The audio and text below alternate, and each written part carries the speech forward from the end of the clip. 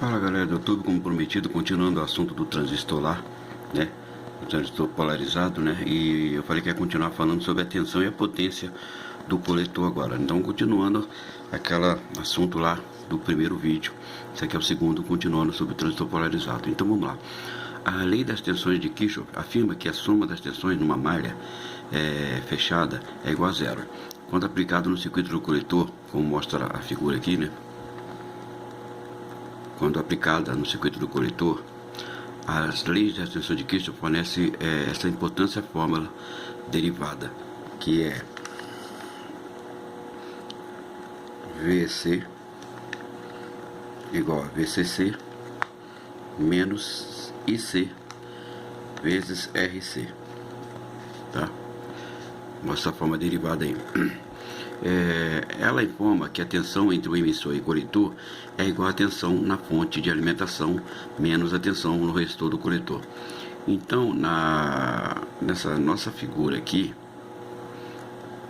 né, o transistor dissipa uma potência de aproximadamente, vamos ver aqui a fórmula, PD igual a VEC vezes IC. Tá? Essa é a fórmula aí. Essa equação informa que a potência do transistor é igual à tensão coletor-emissor multiplicada pela corrente do coletor. A potência é a causa do aumento da temperatura na junção do diodo coletor. Quanto maior a potência, maior a temperatura na junção. Os transistores queimam quando a temperatura na junção está entre 150 graus Celsius e 200 graus Celsius. Uma das principais informações fornecidas pelas folhas de dados é a potência nominal máxima, PD max. A dissipação de potência máxima dada pela equação, por essa equação aqui, deve ser menor que PD max. Caso contrário, o transistor será danificado. PD max, né, ele vem escrito assim, ó, PD max, tá? E vem escrito dessa forma assim, tá bom? Ajustar aqui o foco aqui. Pronto. Então, a região de operação, a curva, né? Mostrada aquela figura lá, que era a curva do coletor, lembra? Então, tem regiões diferentes onde as ações de um transistor mudam. Primeira, existe a região do meio, onde VC está entre 1 volts e 40 volts. Ela representa a operação normal do transistor. Nessa região, o diodo emissor está diretamente polarizado e o diodo coletor está reversamente polarizado. Além disso, o coletor está capturando quase todos os elétrons que o emissor está injetando na base. É por isso que a variação na tensão do coletor não afeta a corrente do coletor. Tá? Veja bem, é por isso que a variação na tensão do coletor não afeta a corrente do coletor. Essa região é chamada de região ativa, tá? Região ativa. Graficamente, a região ativa é a parte horizontal da curva. Em outras palavras, a corrente no coletor é constante nessa região. Outra região de operação é a região de ruptura, que é essa aqui, região de ruptura. Tá? O transistor nunca deve operar nessa região, porque ele será danificado. Ao contrário do diodo Zener, que foi otimizado para funcionar na região de ruptura. Um transistor não foi projetado para operar na região de ruptura. Terceiro, existe a parte onde a curva começa a aumentar, onde o VEC está entre 0 e alguns décimos de volts. A parte inclinada da curva é chamada de região de saturação. Nessa região, o diodo coletor tem uma tensão positiva insuficiente para que o coletor possa capturar todos os elétrons livres injetados na base.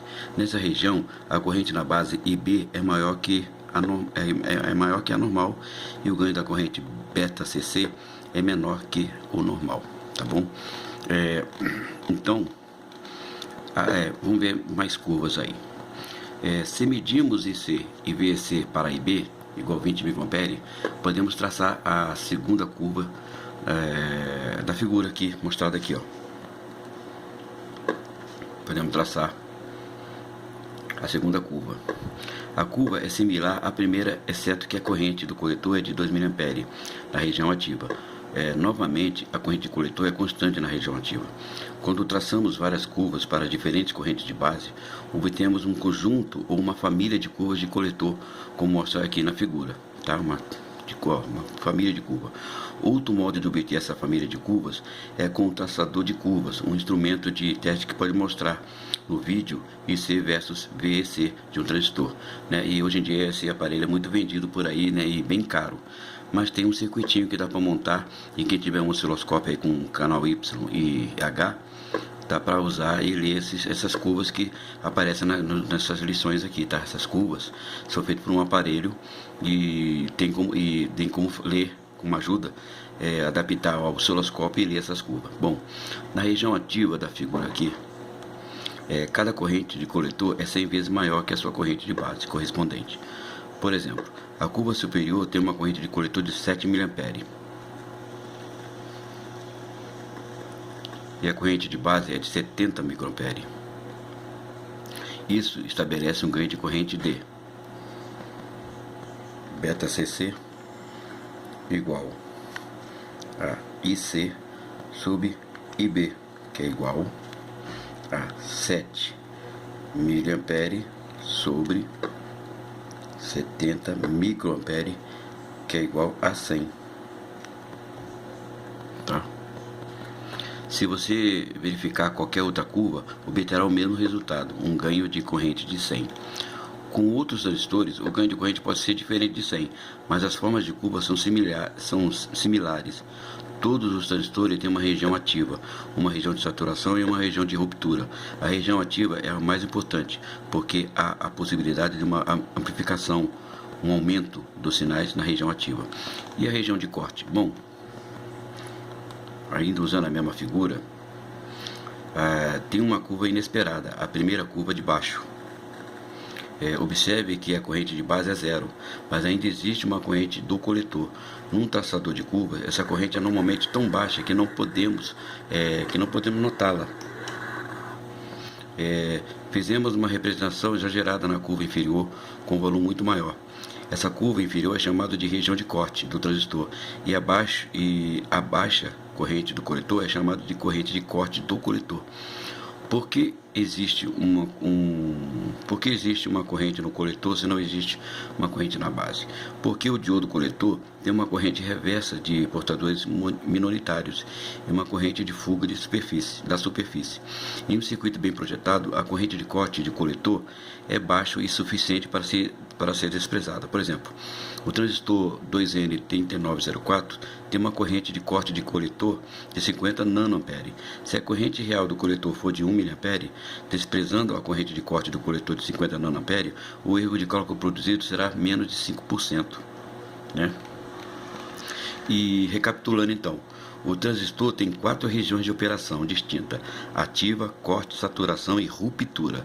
Os transistores operam na região ativa quando são usados como amplificadores de sinais fracos. A região ativa é algumas vezes chamada de região linear, porque variações no sinal de entrada produzem variações no sinal de saída. A região de saturação e corte são usados nos circuitos digitais e circuitos de computador, né, referidos como circuito de chaveamento. Eu vou dar um exemplo aqui, aproveitando. Por exemplo, tem um transistor, né? Vamos usar um exemplo do transistor dessa nossa figura aqui. Vamos supor que nós temos o RB de 1 mega, o RC de 2K, BBB de 10 volts e VCC de 10 volts. Tá? O transistor, né? Tem um beta CC de 300. Calcule IB, IC, VC e PD desse transistor. Tá?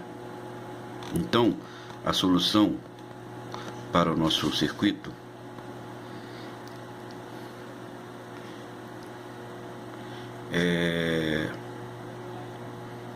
será feita da seguinte forma. Vocês lembram da fórmula, né? IB, calcular IB é igual a VBB menos VBE sobre RB. Vamos descobrir a corrente de IB. Então é 10 volts menos 0,7 volts sobre 1 mega, que é igual a 9,3 microampere, a corrente de base. A corrente no coletor é fórmula IC igual a beta CC vezes IB, que é igual a, trocando em número, 300, né, que é o valor do nosso beta BB, vezes 9,3, que é a microampere que nós descobrimos, tá? Que é igual a 2,79 miliampere, corrente de coletor. Tensão coletor e emissor, VEC igual a VCC menos IC vezes RC, que é igual a 10 menos 2,79 miliampere vezes 2K ômega, que é igual a 4,42 volts. Tá? A potência dissipada no coletor é de PD igual a VEC vezes IC, que é igual a 4,42 volts vezes 2,79 miliampere, é a lei do ômega, né, cara? Igual a 12,3 watts.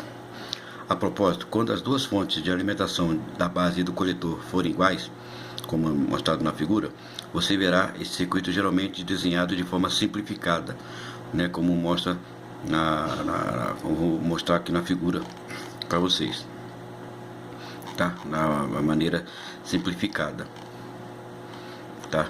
Ou seja, essa figura aqui, já que as duas fontes, se as fontes forem iguais, o circuito será simplificado dessa forma aqui, ó. Vai ser, se eu botar o resistor aqui assim,